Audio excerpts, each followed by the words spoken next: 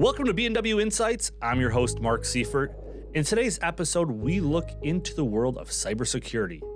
Our guest, Doug Strempek, a former IT director at a municipality, leads the charge at Baxter & Woodman, making sure all of our clients' cybersecurity needs are met. Ready? Let's get started.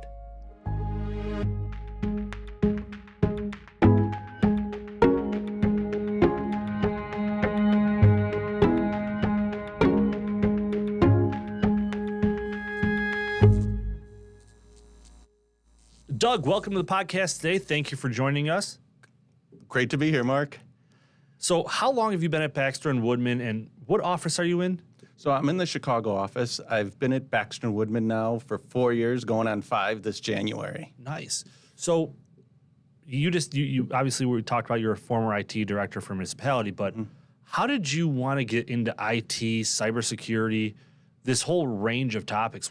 How did your path lead here? I think my path led here. I've always had like a passion for technology. Like I'd probably say more the hardware side, like being able to tinker with hardware, things like that. So I've always really enjoyed that. I think the cybersecurity part of it just comes along with it.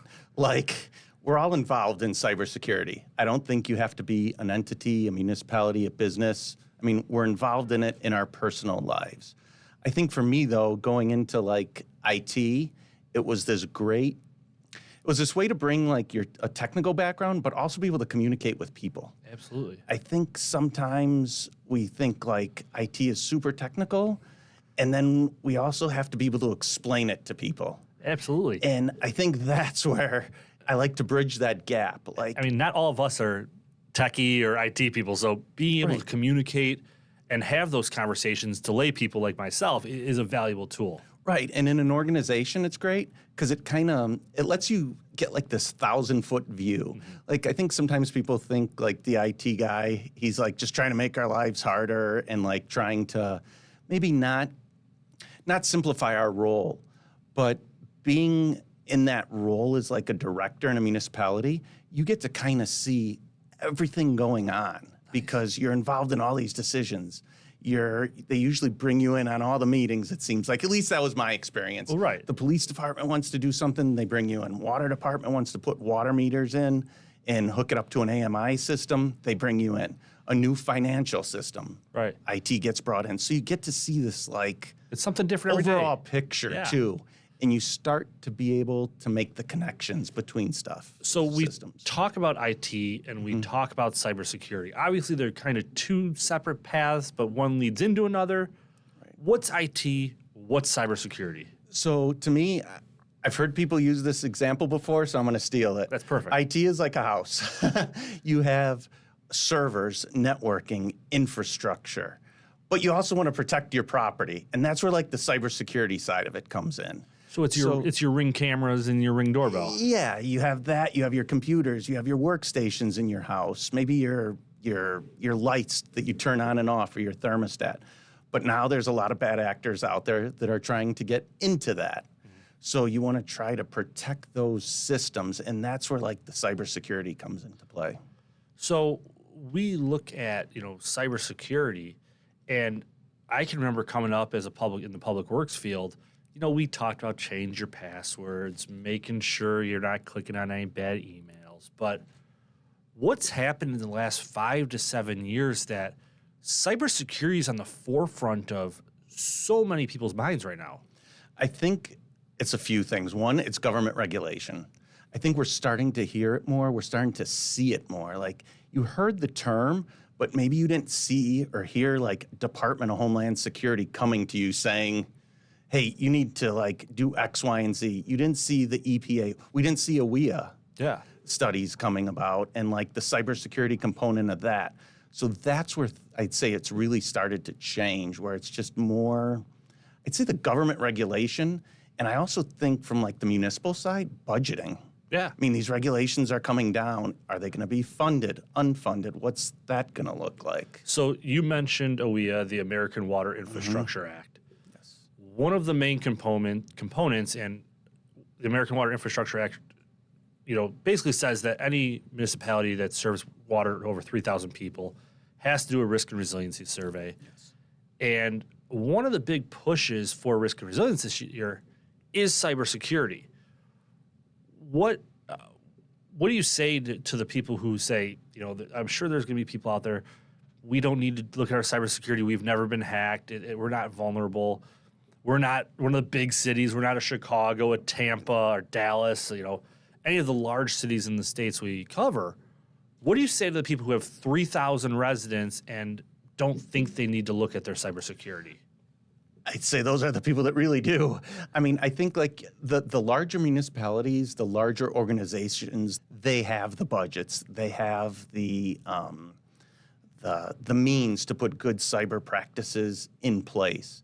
I think it's the smaller entities that there's a larger concern with. Because again, like we said, budgeting, is anybody ever going to get me? You have to and I think in those little entities, that's where I like the municipal side of things too. Little municipality may not be able to afford the... Yeah, so getting into that. Yeah.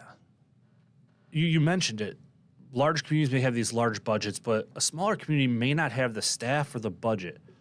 What are some low cost, if I'm a small community listening to this podcast, and I know I don't have the budget, I don't have the staff, what are things that they can do, or what's some recommendations you have that they could start to make themselves safer? Mark, I think it's the basics. Like we hear this, I've been on a lot of webinars, I've met with DHS, sat in on different meetings and things. We're hearing this basic tone come across, change your passwords. We walk into places, you see a password list on a desktop. You see the Post-it note, the back of the keyboard. Change your passwords, a longer complex password too.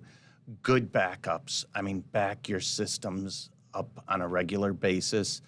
Before everybody said we have antivirus software, that's good enough, we're not gonna get attacked. Well, there's starting to be more things that you can do. You gotta be a little bit more vigilant, especially for the water operator.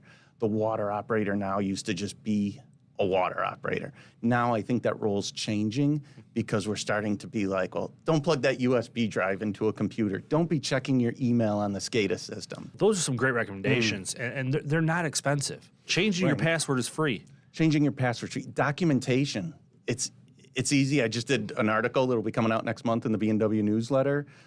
Just on documentation, you don't need a fancy program to document your network. Absolutely. Get a legal pad, get a spreadsheet, open up Word, spend a couple of hours and understand what's connected and what you have in your environment. And that's really a good baseline. And I know we talk and say, everybody doesn't think that they're the ones who are going to get hacked or nothing's going to happen to them. But you have examples of municipalities, of water systems, of wastewater systems that have been attacked and hacked, correct? Right. We have seen, you see articles in the news all the time on that about either a water system getting hacked or even a business. I think with a water system, though, people sometimes take for granted all the tech that's in the water system. Absolutely. And they don't realize the trickle-down effect that it has. We go home and we turn our faucet on and there's water running out of it. Mm-hmm. If the water system got hacked, think about the industry and all the other organizations underneath that affects. Yeah, it's not just affecting the water plant. It's affecting the hospital that has the water. It's affecting the school that gets water. It's affecting, maybe it could get into the police department. Any of those things could be affected by one breach. Right. So, I understand that the US EPA has been putting out a lot of articles about cybersecurity. Yes. What triggered this? Like I mentioned earlier, we're talking about now. DHS is talking about it. US EPA is talking about it. What was the message, or what was the event that started this massive push from US EPA? It goes back, I think, to what you said earlier. It's these attacks we're seeing in the news, and I think the realization that the local government or the small water treatment plant doesn't have anything in place, maybe doesn't have anything to protect their system, or doesn't know enough about the system. I joke with the DHS guy. I said to him, it's like that binder on the shelf that has all the dust on it. Absolutely. That nobody ever pulls out, but that's what they want you to have. They want you to have that working document that if something happens, And I think that's where the realization came through with like the US EPA and DHS is that this event happens, they come in and they start asking questions, or even your municipal insurance company comes in, and that's been like huge now too with asking cyber-related questions with your insurance policy. Those organizations are coming in, and then from the water operator side or from the municipal side, it's kind of like, well, oh yeah, we do that. We change our passwords. Well, do you have a documented policy? Well, and that's the biggest thing. When anything happens, it's about what did you document? If you didn't document it, it's not true. So Right. having that documentation and the simple fact of we have a password change policy, we have a backup policy, Right. and that bringing someone in to work on that isn't a necessity. It's making sure you know what to do in an emergency. Right. That's what it is, knowing who to call. Like, what am I going to do? So tomorrow, if something happens to my SCADA environment on the IT side and a workstation goes down, can I still control my plant? Yeah. Do I know what to do? And it's twofold because our workforce is changing. We're getting a lot younger people in the workforce. So now they're more adapting to tech. So there is that like necessity to keep the tech up and running, but then you also have to understand the other side of it of can I run my plant or my facility without it? And how far, I shouldn't say how far, how long can I run without it? And many plants have local backups and local protocols in place. But to your point, with the changing workforce and our workforce becoming a lot younger, some of that institutional knowledge might be gone. So cybersecurity backups and cybersecurity documentation is key. Yes. Getting into your role as a former IT director for a municipality, what did you learn in the public sector that you've tried to bring to the private sector here at Concentric and Baxter and Woodman that carries you forward? And it's one of those things that is that guiding principle that you continue to use. I think for me, Mark, it was learning. It's twofold. Learning, like having patience. You're working with a lot of people in the municipal sector, but then also knowing like when things happen, how to respond and respond quickly. The municipal sector too, I'd say the biggest thing as it relates to cybersecurity would be budgeting. I mean, municipalities have budgeting. I've said it many times, and that's kind of helped. The municipal sector helps you look at how big could you go? Because you're like working within this constrained budget. So maybe you can't have the best of the best, but You make it work. you make it work and you Absolutely. get there within your limitations. And you kind of with this cybersecurity, you say like, hey, I did this, this, and this. So it's better than what I had. It's kind of like, I think they call it like defense in depth. So like you start with one thing and then you kind of build out upon that. You have that redundancy to make sure that you have multiple layers of protection. Right. So, I mean, maybe you can't have the 10 layers, but the 3 are better than none. Absolutely. And that's where I think like the municipal world kind of helped me realize that a little bit, that you always couldn't do like Everything. the top notch or the gold level standard. So as we look at, I commend you because trying to keep up with all the changing regulations, trying to stay ahead of the hackers, trying to stay ahead of everyone. You're in this profession, you're looking at it every day. Municipalities, public works directors, city administrators, they're not listening to podcasts about cybersecurity. They're not reading all the latest tech documents and tech guidance.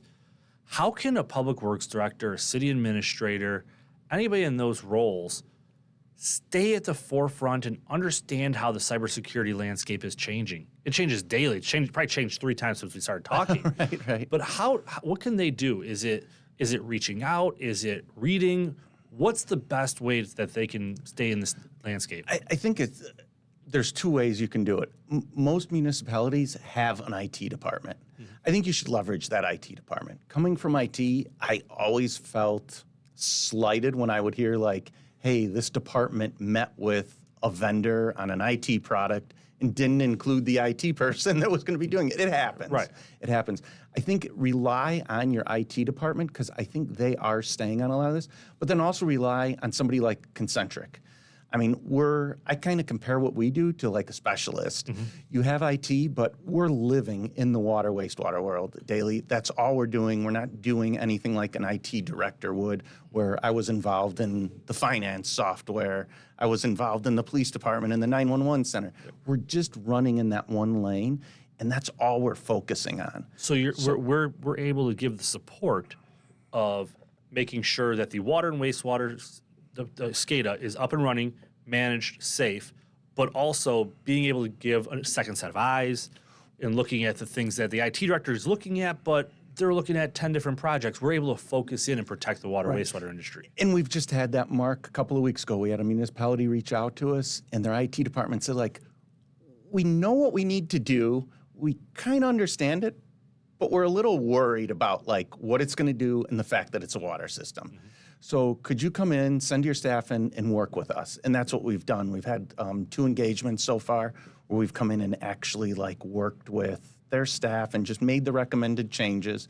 And I think the other point to make is also, if you have an IT department, like, leverage that. Like, leverage some of those assets. Like, we talk about backups. Well, most municipalities are doing backups.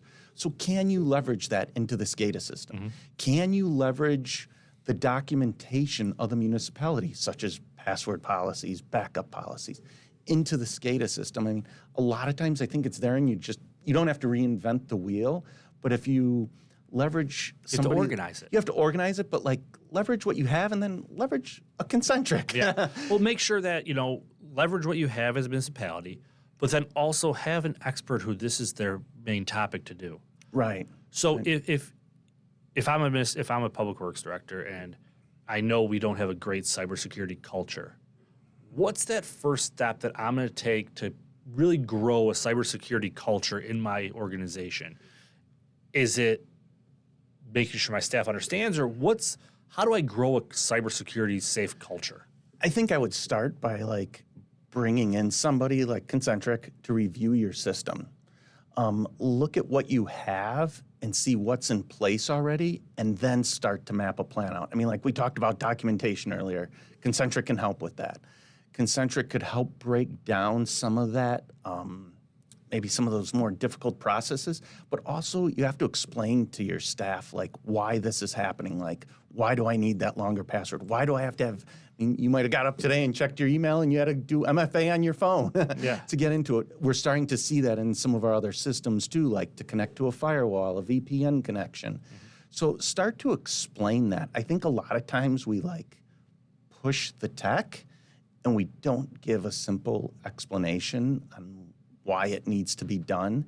And by starting to do that, you start to grow that, like, cybersecurity culture and that mindfulness of cybersecurity. So what's something that, you've experienced while working in cybersecurity that has made you gain a greater appreciation for what our municipal partners are doing? I think for me, I think most of our municipal partners are doing good cybersecurity. It's just that follow through, like realizing that it's a constant evolving process. I think many people do the good stuff. It's just continuing to do it. It's continuing to do it. They start it and they have a good intention, but it has to continue, and cybersecurity is ever changing, so we need to make sure that we're following through. And we see a lot of our partners, I mean, they are doing that good stuff. They're starting to realize that they shouldn't be opening up maybe like an Excel spreadsheet on their SCADA system, or taking outside files, or checking email, or surfing the web. Those are those little things that could have huge impact on a system if you click on a wrong link. Absolutely. So where do you see, looking at the horizon, looking at the future, how do you see cybersecurity, and how do you see, your role, Concentric role, expanding in the near future? I think the biggest thing, as we've said, education. Education's going to be the key in staying up on topics. I think from the Concentric side, you're going to be hearing more from us about, like, emerging trends and just things you can do to strengthen your system. I also think we hear the word AI being thrown around all the time. ChatGPT, Copilot, Apple's going to be releasing AI on the iPhone. You're going to start to see that playing a role too, good and bad. I mean, I read an article the other day that people are using more advanced, like, AI techniques to find things out about you, to do phishing emails. Wow. But then I think you're also going to see it to start to get used to, like, drive good decisions. Like, X happens, maybe I need to do Y then to my firewall. And you'll start to see a little bit of automation in there. So I think that's going to be a big thing you're going to see. And I also, again, I think the mandates coming down from like the EPA sanitary surveys and like, who's going to do that? I mean, they haven't said that yet. They said we're going to come out and like put these rules in place, but who's going to make the evaluation? Who's also going to help implement the solutions? And then who's going to help you with your budget? And I think at Concentric, we're going to be having more of those, like, we talk about budgets for a water system. I think there's going to be more of a line item for cybersecurity. Do we know what mandates are coming? There was some mandates coming that with the sanitary survey, there was going to be some more cybersecurity, that you're going to have more. You're going to have to explain your system, show the documentation, make sure you had good practices in place. That got pulled back. Okay. And I know the EPA sent out a survey to a lot of municipalities. It was like a 4-question survey saying, like, do you have a cyber plan? Do you have an incident response plan? Are you familiar with, like, your assets? They sent out this 4-question survey. I was told that they were taking that back to Washington To see what to do kind of next. see what to do next, and to see also, too, like, what states had a better security posture. Oh, good. Well, Doug, I appreciate you coming down here. I've learned a ton. I'm sure our listeners have learned a ton. Whether it be changing your password, learning how to reach out to Concentric or any of our IT partners, cybersecurity really starts with each and every individual listening today in the workforce, and especially who has control of SCADA. Thank you for your time today. I'm Mark Seifert, and for our entire team at Baxter & Woodman, have a great day.